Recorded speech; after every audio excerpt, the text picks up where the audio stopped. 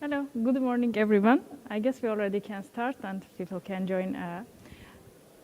In the beginning, I would like to introduce myself. My name is Dr. Anzhela Mnatsakanyan. I'm PhD professor at Yerevan State University. Also, I'm humanitarian worker. I work with organization Doctors Without Borders. I studied both in Armenia and in Europe. It's my true pleasure to be here. This is my very first Assyrian convention, and it's very nice to be back to the culture, back to the community. Today I will speak about Assyrian community in Armenia, and I will speak from history, how community was created, the relationship between these two ancient nations, and also what is community doing right now, how they are keeping our culture, our language, and our identity. And this is how community is celebrating festivals right now in Armenia, and this is the first picture. I'm very proud of myself, my very first artificial intelligence picture I created to illustrate the Assyrian history in Armenia.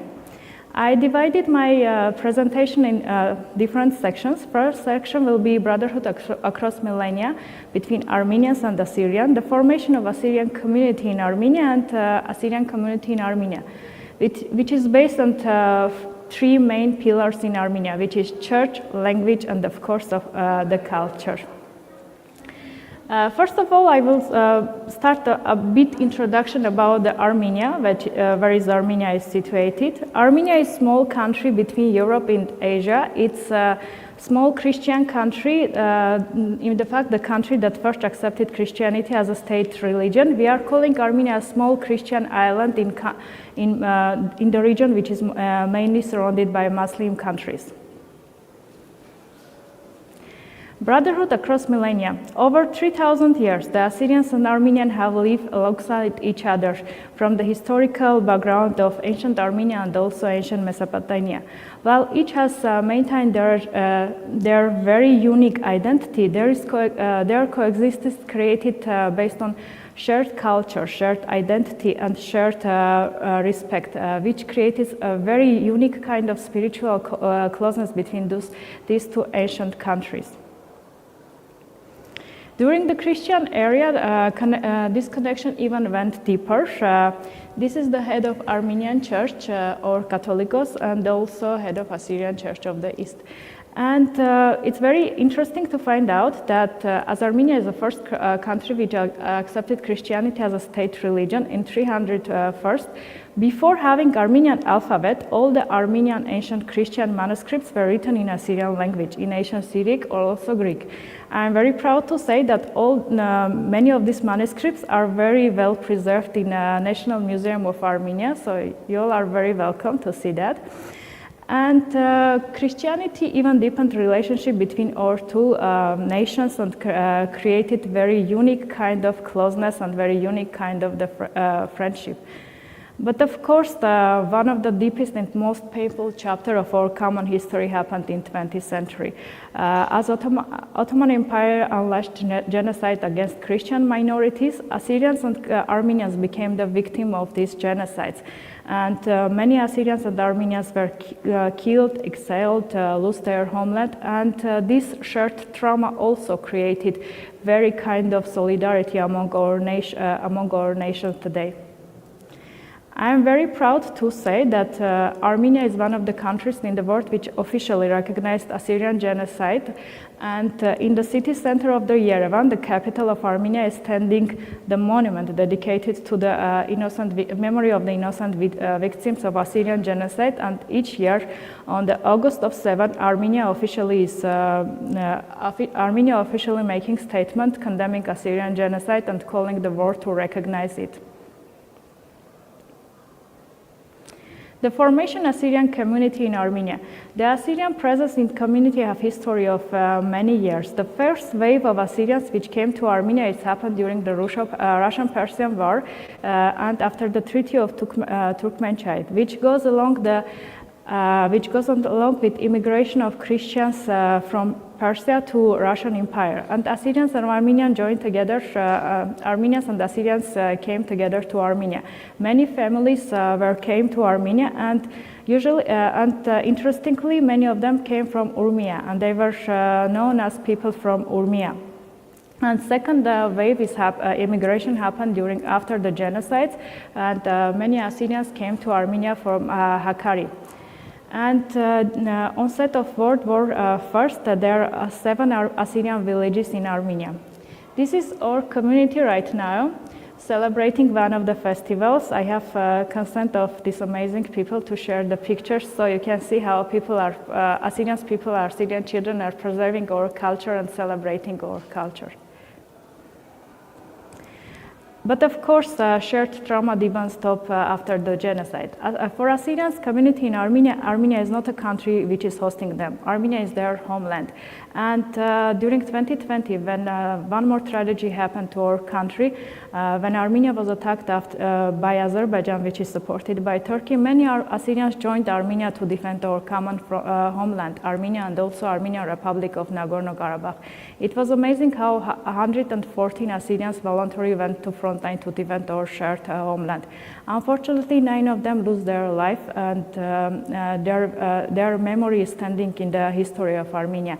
And besides sending volunteers, this help didn't stop there. Armenian community, despite that they are also facing economic hardship, they sent humanitarian aid to people of Nagorno-Karabakh. Even more, Assyrian villages hosted people of Nagorno-Karabakh when those were forcibly displaced from their homeland. Assyrian businessmen from Russia sent humanitarian donation to All Armenia Foundation, and this also shared a very kind of solidarity among our nations. And now Assyrian community of Armenia is based on 3 main pillars. Of course, church. For Assyrians of Armenia, it's very important to keep their church, because in our region, where minority also faced discrimination because of their religion, Armenia is a small Christian heaven for Assyrians, where Assyrians can proudly keep their church, proudly organize all religious festivals in Armenia, and keep their identity via church. And church is not only a spiritual institution. Church is also very bone of the community. People are gathering around the church. People are organizing festivals around the church. Churches also have its huge influence in Assyrian schools in Armenia, by teaching Assyrian language and organizing various events, hosting diasporas, and also organizing many events. I would like to share a very nice video how Assyrian church in Arzini, which is just rebuilt 2 years ago, and this is very nice celebration of festival, and and you can enjoy how Assyrian children in Assyrian community of Armenia celebrating our culture.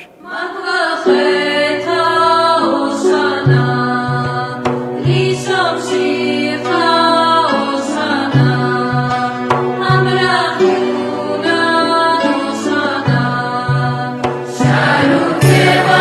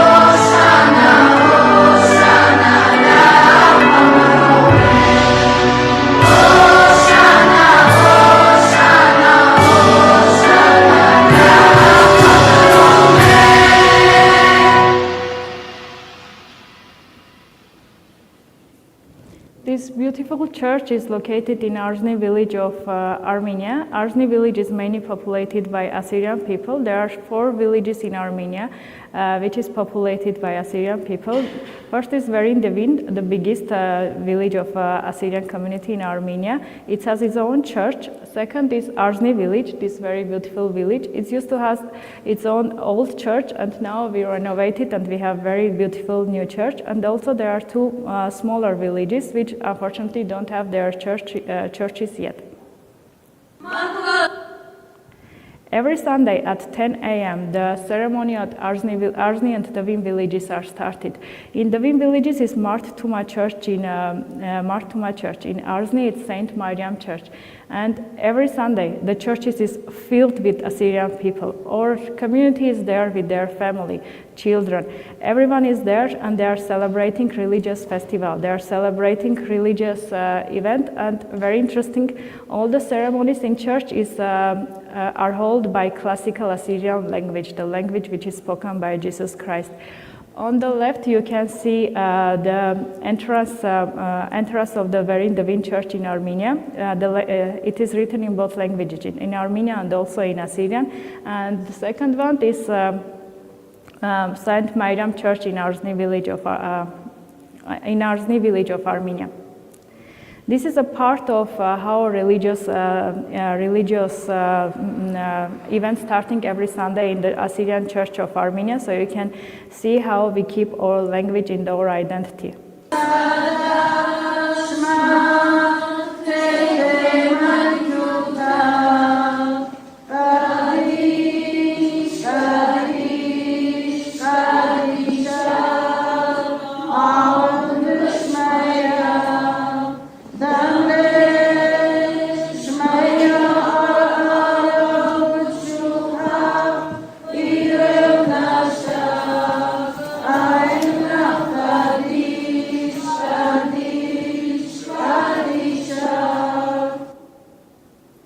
This is how beautifully people are organizing religious events in their own language, and Armenia is totally supporting, and Assyrian community in Armenia feel at home, and they are proudly keeping religion and proudly keeping our own language. And of course, for keeping identity, it's very important to keep our own language. In the language is lifeblood of the community, and it's very important for Assyrian community in Armenia to keep their language, to teach children to speak Assyrian. And Assyrian is being taught in Armenia in 4 public schools. In school of Verindevin village, in school of Arzny village, in school of Dimitrov village, and also at the capital of Yerevan, there is a school named Pushkin, which is number 8 official school. And this school as well, Assyrian language is being taught regularly. Kids from very first grade to 11th grade attending Assyrian classes, which is of course free of charge for children. And classes are also supplemented with cultural materials, books, everything. But unfortunately, community is facing challenges in this sphere as well, because there is a lack of certified language teachers in Armenian community of Assyria. And this question was raised during the parliamentary hearing when the question that Assyrian community in Armenia is facing a lackage of certificate teachers who can teach Assyrian children to Assyrian language. And now Assyrian community in Armenia, alongside with Armenian government, are working together to resolve this issue, so Assyrian children can continue to attend Assyrian language classes free of charge.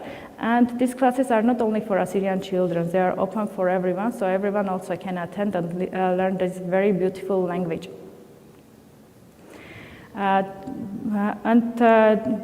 Classes are taught in all regular schools, but there's also very private groups, teaching groups, which are also organizing classes, and also they are supported, it's very important, they are supported by the church. Church itself is organizing learning classes for those who have no time during the daytime to attend Assyrian classes. And I am very proud to mention that the priest of Verindavin village, the Assyrian priest, he is also teaching Assyrian language by himself, organizing classes. He is very involved in the community, and he is sharing books and all the learning materials from himself as well. Something very important I would like to highlight, that in the schools, in secondary schools of Assyrian schools in Armenia, classes are started in prayers. So each first classes are starting in prayers, and prayers are being held in Aramaic language. This is the short video how it's illustrated, how cultural champion and beloved teacher of Assyrian village of Verindavin is organizing classes in Assyrian language, and how classes are starting with prayers to Lord.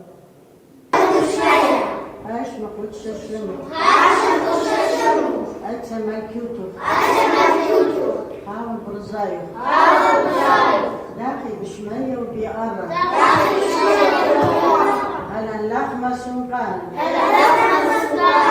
وديوما وشوكرا خبيب داخل أخنا شكرا بين الغارة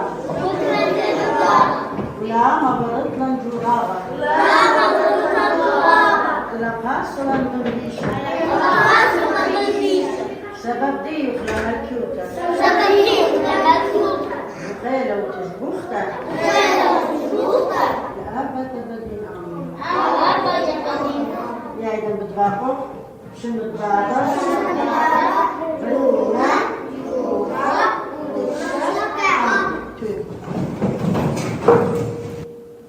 So you can see how from early ages children are taught to our language and are taught to prayers of the Lord to in a very ancient Assyrian Aramaic language.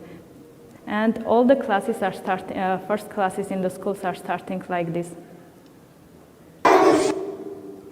And of course, culture. We are dancing, we are singing, and we are keeping our memory awake. And in Assyrian community of Armenia, there are at least 5 main dances groups. The biggest dance group is called Atur. It's based on Arzhny village of Armenia.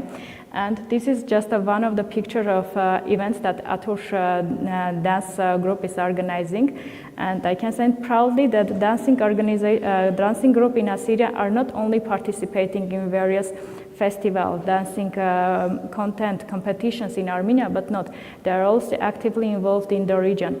And for instance, Atur dance group, they participated in dance festivals in Iran, in Iraq, in Russia, and they proudly represented Assyrian community in Armenia, and they gained very prestigious prizes. But unfortunately, despite all efforts to keep culture awake, still Assyrian community, also in sphere of culture, they are facing challenges. They are facing challenges because it's very hard for them to keep children motivated to attend dancing organization, because community is small, community is facing economic hardship in face of unemployment and in face of inflation in the country. And many people, unfortunately, they are emigrating from Armenia. And going to the regions, going to the country where it's very hard to keep identity. And for children as well, as their family is facing economic hardship, they are starting to work mainly concentrating on daily activities and having no time to attend dance festival. And also dancing organizations are facing challenges by themselves because there is no organized state sponsorship for these dance organizations. So even finding sponsor for making costumes, for making sponsorship so children can attend different dance festival in Armenia. Outside of Armenia, it's very hard, and here I can proudly say that I'm very proud of leaders of this dancing organization, how they are very actively searching for donations, searching for sponsorship, and they are dedicating their all time, their all efforts to making it possible for their children, for children of community to respectfully represent Assyrian culture in Armenia and outside Armenia. Thus, it is very born of our culture, and Assyrian culture is very dynamic, very vibrant, full of tradition and national element. And for Assyrian community of Armenia, especially Assyrian dances are very vehicle for keeping our identity, especially in diasporic and minority setting, especially in country which is itself is facing very challenging situations like the threat of the new war and everything. But Assyrian community of Armenia keeping this vehicle to share our dance, to celebrate our culture. And this photo is taken from Verindavin village of Armenia. In Verindavin village last year, we have officially opening of cultural center, and this is celebration of opening culture center where different Assyrian dance organization came and started to dance and celebrate our culture together. Assyrian dancing groups are proudly representing in different festivals among Armenia and abroad as well. This is visualization how Assyrian Atush dance group is proudly representing Assyrian culture in Taras festival in Armenia. This dance called Peda, I hope many of you are familiar with it. First time I found out about this dance thanks to this Atush dance group, and it's how very beautifully how children are demonstrating our dance.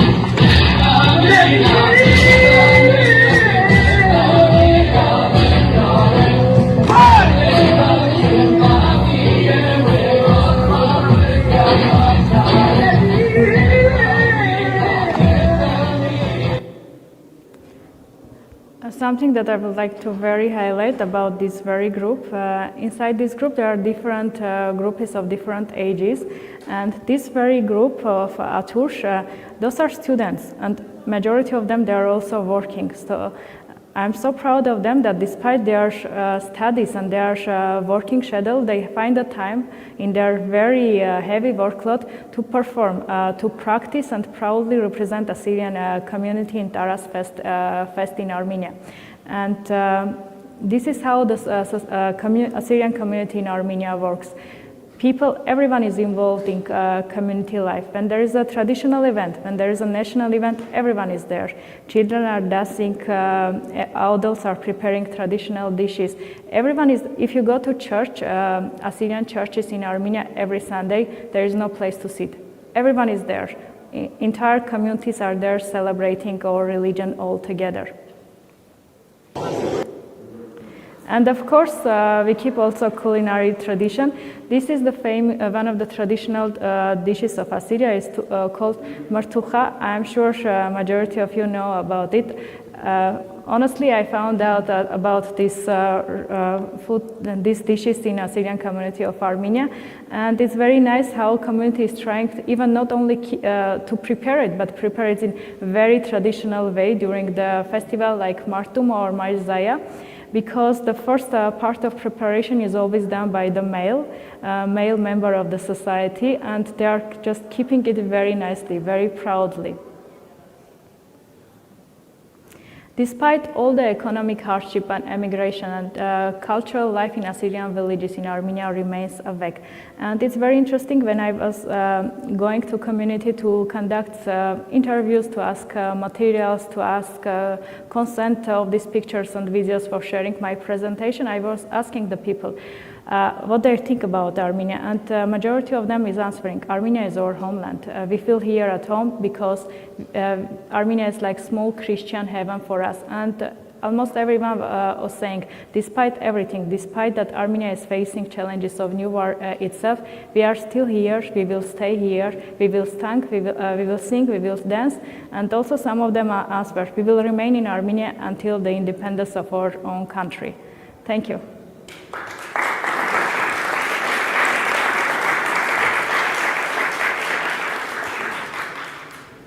I finished a bit early, so there's a room of questions. Yes, thank you. Well, welcome to Los Angeles. Thank you. So happy to see you. How many Assyrians would you say live in these towns? So like in each town, how many Assyrians are there? And what's the approximate total of Assyrians in this area? Yeah, there are 4 main Assyrian villages in Armenia. Of course, many Assyrians also lived in the capital as well. But main villages are Verindavin village, which is the biggest Assyrian village in Armenia. If you go this village, you barely hear anything Armenian there. Everyone speaks Assyrian, everyone is wearing Assyrian clothes. All Assyrian festivals are being celebrated there. Second village is Arzny village of Armenia, and also there is also 2 small villages, Dmitrov villages in Armenia, but majority lives in Verindavin and also Arzny villages. Officially, there are only 5,000 Assyrians are living in Armenia because many of them immigrating, and mostly they are immigrating to Russia. So a total of 5,000 for all of them? Yes. Thank you so much. My pleasure. Yes.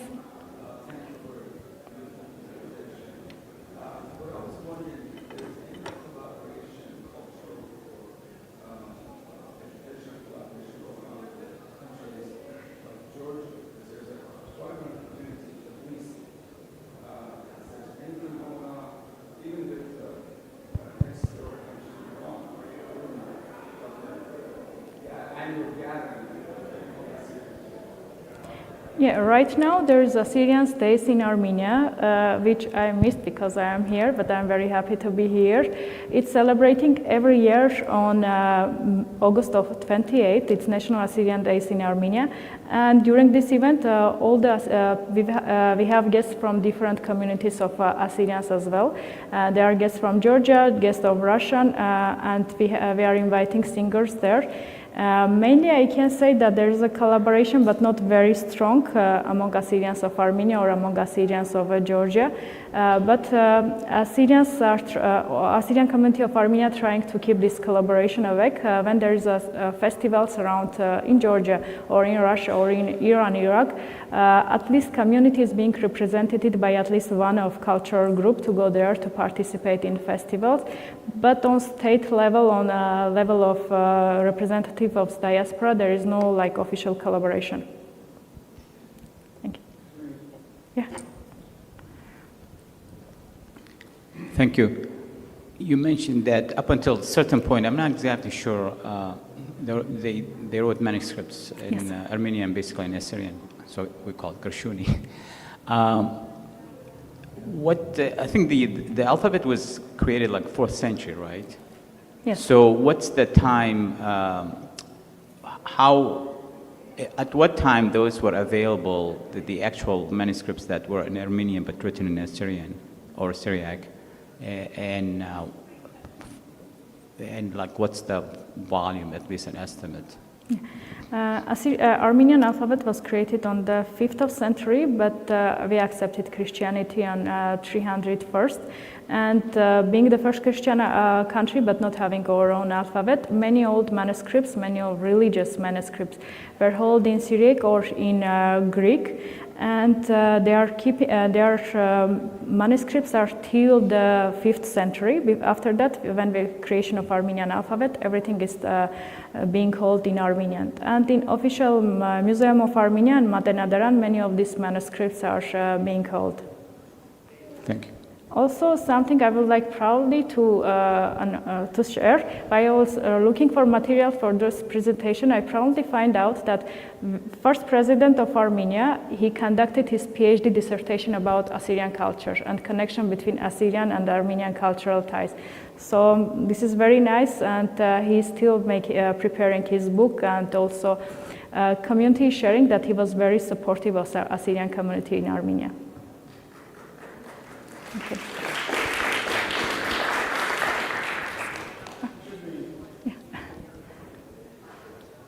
You said a lot of Assyrians were migrating to Russia. What is the reason that they're migrating if they're happy in Armenia?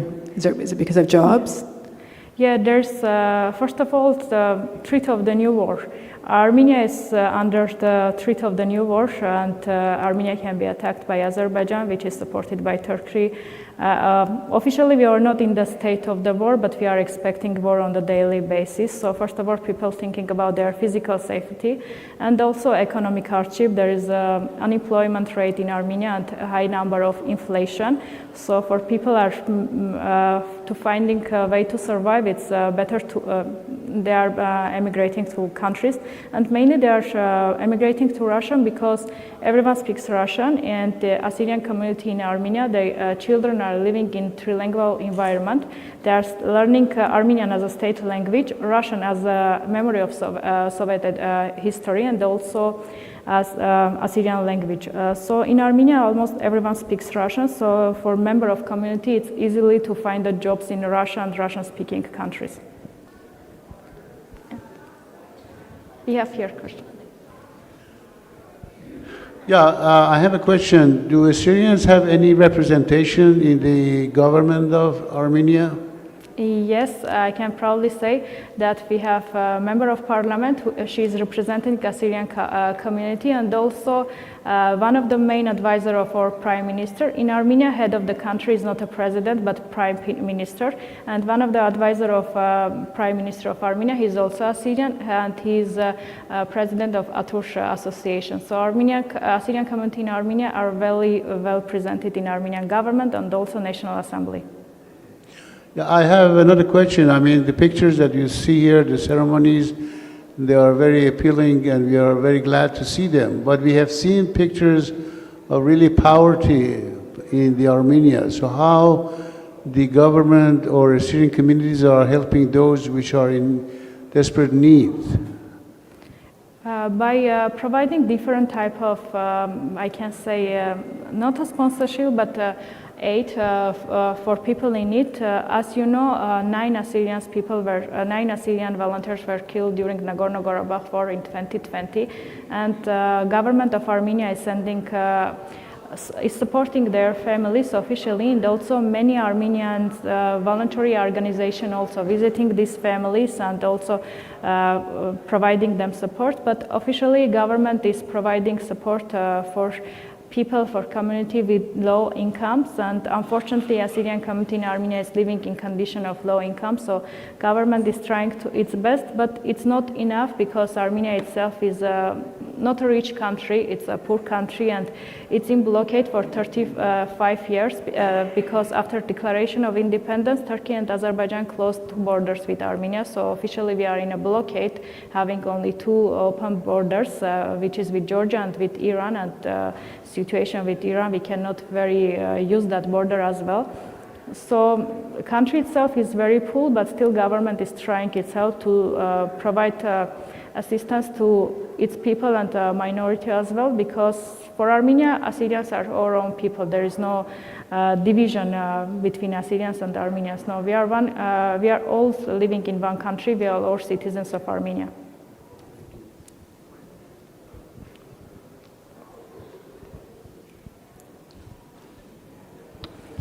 Thank you so much for that wonderful presentation. Ramina Jaji from Seifa Center. Really quickly, how is Assyrian Martyrs Day celebrated or commemorated in Armenia, number 1? And then number 2, I have some children's books for you to take back to Armenia, if that's okay. Yes. Thank you for the question, and thank you for smiling during my whole presentation. Your name is Ramina, yeah? My mom's name is also Ramina. She is Assyrian, so I'm half Assyrian, half Armenian. And there are many festivals are being celebrated in Assyrian community of Armenia. I can proudly say our community enjoys life.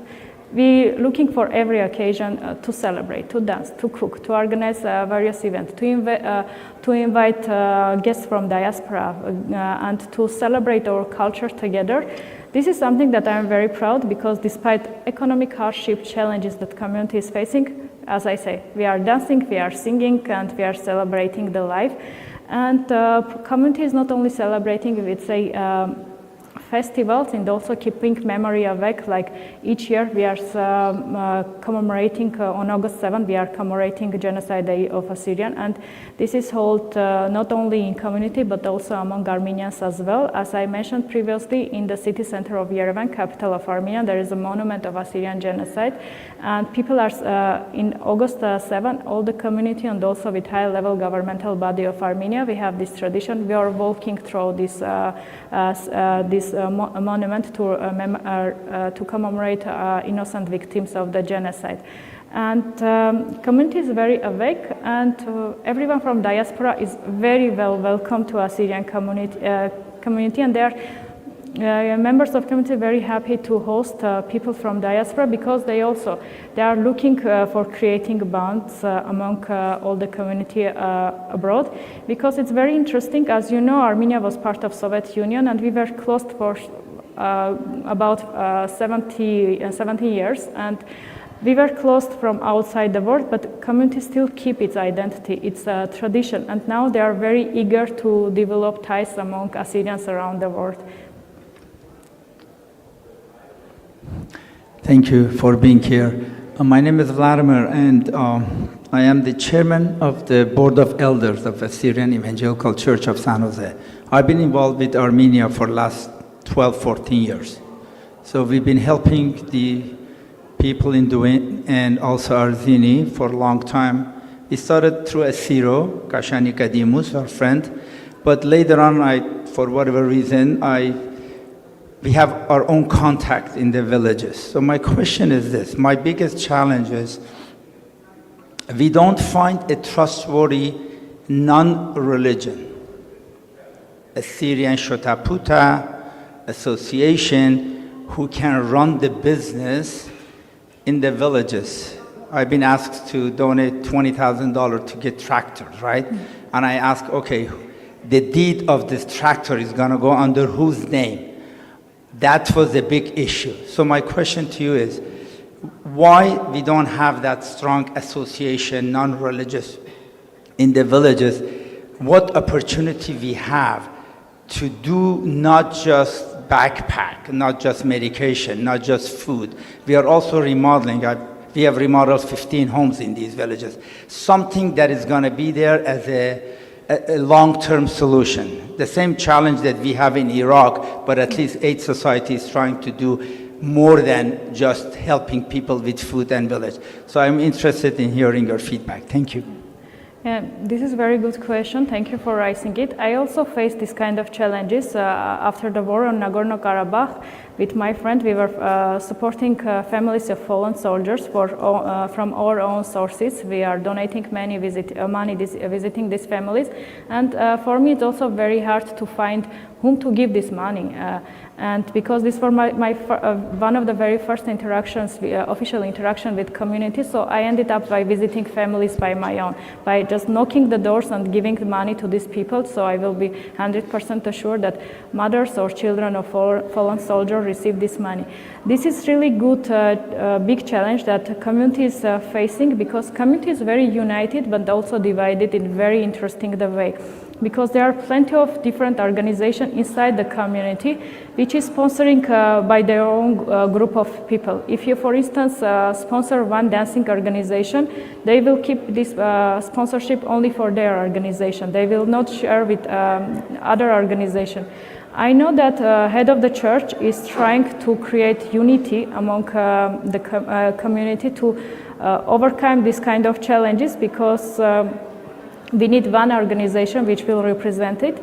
And I think Atur organization, because we have two Atur organizations. One is dance group called Atur, but there is also Assyrian Federation called Atur, and his president is advisor of Prime Minister of Armenia, so he's a very trusty person. I think the best thing will be what I see here, to create collaboration between him, and so he can nicely take cover of all the challenges this community is facing. And also we have representative in the parliament, so together they can work. But what is also challenging here, that our representative of parliament, Assyrian community, she is a member of opposition, not the leading power. And advisor of prime minister, he is advisor of prime minister. So they are in different camp. But in 2026 we will have new elections of parliament. Maybe new representative of parliament will be member of leading party, and they can work together with this Atur Federation and to make community united.